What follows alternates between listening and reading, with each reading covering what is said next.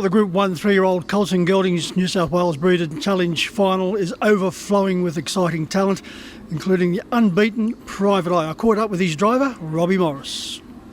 Well, Robbie, you're out for further Group 1 glory on Saturday night when you take the reins behind this very exciting Robert Sherry trained Private Eye and the 3-year-old Colts and Geldings New South Wales Breeders' Challenge. However, the draw makes it a little bit tricky.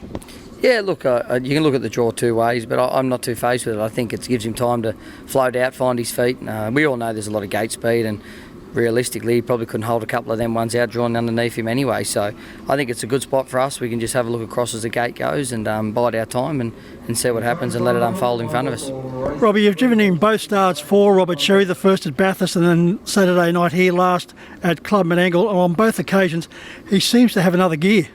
Yeah, look, he's I still don't feel like I've got to the bottom of him in either run. He's got a high cruising speed. He does everything, and he's probably a little bit green. Sort of, he gets a little bit lost sometimes, but he's only had the 4 runs, so he's getting better every time. And I think we haven't seen the bottom of him yet. Yeah, that was one of the questions I was going to ask, Robbie. This is a big step up for him, drawn wide in a high pressure race. So do you think he can handle that type of situation? Yeah, definitely. I think he's going to need me to help him sort of along the way, guide him along, because when you're racing them horses, they've got more experience, they've been in the bigger races. He's going to need his driver to sort of let him know that, put him in the right spots and let him find his feet. I think that's where we could go wrong if we wanted to rush him and argue and try and put him in places that are sort of 2 spots ahead of him. We sort of just got to let him find his feet and let him float out. And if I do my job, I don't think it'll worry him, because I think if we put him into a right spot and let him find his rhythm and get him settled, I think he's more than capable and he's more than good enough to go with him. And that is a plus, Robbie. No jokes aside, the fact that you know this track better than anyone else. Yeah, look, I think it definitely plays in his favour a little bit, and I'm very fortunate I get to drive a lot of nice horses and a lot of races here. If I didn't know it by now, there'd be something wrong with me. But I think we just got to let him find his feet. I think that's probably where we could go wrong if we wanted to sort of grab the race by the horns. I think that's when you could probably mess it all up a little bit. So the draw's perfect for him. We just got to let him find his feet, and if he gets a good trip in transit, and I think he'll run a good race. Robbie, one thing you don't lack is confidence. So how is the confidence levels going into this race? Yeah, I've got to say I couldn't be any happier with him. I think Rob and the Tabor family have sent him to Rob in great nick.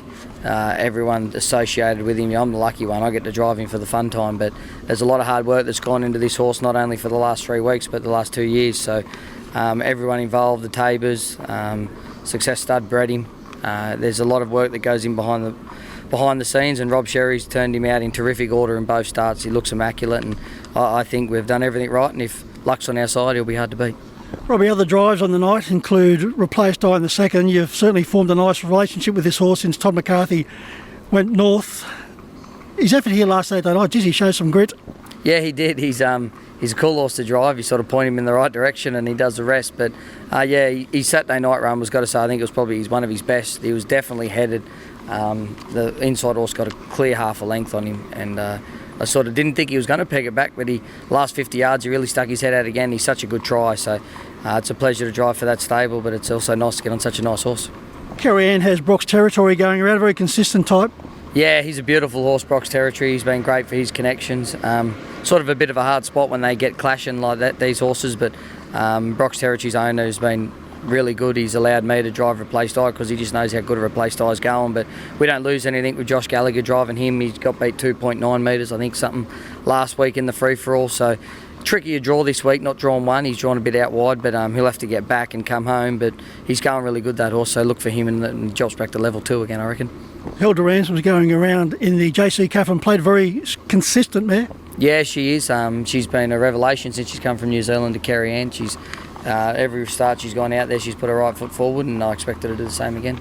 Back to the New South Wales Breeders' Challenge, the 3-year-old fillies final. I Can Run, beautifully drawn in gate 1.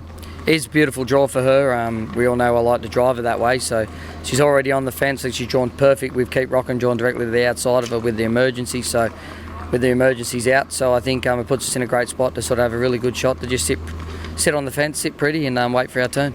They look to be the best from Don't Touch This later in the night. Probably he's got a strong opposition to contend with. Don't Touch This is a trotter that's only had a handful of starts, but I don't mind him. Yeah, his work's been good enough to say that he's an each-way chance, and we got the trotter in the last that I'm driving for Troy Williams. Its form ain't looking really good, but couple of trials lately have been quite impressive. So I think he'll run a good race in a 2-year-old trot the last. Well, Robbie, Lucky Lodge has been going well of late. You've enjoyed a lot of success, but unfortunately there's also a downside. Unfortunately, a couple of weeks ago you lost one of your stable favourites in Aztec Bromac. Yeah, look, that was shattering, to be honest. He's always been at Lucky Lodge, and he's a family favourite. I know everyone at the stable loves him. It was Kerrian's pet, really. He sort of got us started. You know, we bought him as a late 2-year-old. He won a Derby heat. He was first emerging for a Miracle Mile. I think he was placed in a Bohemia Crystal. He won a Shirley Turnbull. He was just one of them horses that you dream to get. And to see him go like the other day the way he did was heartbreaking, to be honest. But you know, it's one of them things. Racing, it can be cruel sometimes. And I got to say, I don't think any of us are over it yet. But we've got to keep trial soldiering on. But he won't be forgotten in our stable. I think we're organising a couple of big plaques to put him around the place because he done a lot for us. Princess Kenny was scratched here last week due to having an incident. Yeah, she just hurt her back leg, which was unfortunate, but she got out of it actually quite lucky. So she's just going to have a little bit of a blow now. Wasn't too serious, so we're going to have to give her a little bit of a let up eventually sometime. So it was just probably a bit of a forced let up, but I think she'll bounce back better for it. Your other talented mare, Red Bank Annie, a very honest performance. She's also going to miss. Yeah, she got retired. Addie, she was always terrific mare for us, and we were humming and hawing whether to retire or not. And just after her track work, she pulled up a little bit sore, and under closer examination, she had a little crack in her hind fetlock. So she got retired straight away, and she'll go to the broodmare barn, and look forward to her foals coming through Lucky Lodge in the future. You also lost a very talented mare in Karmic Rose.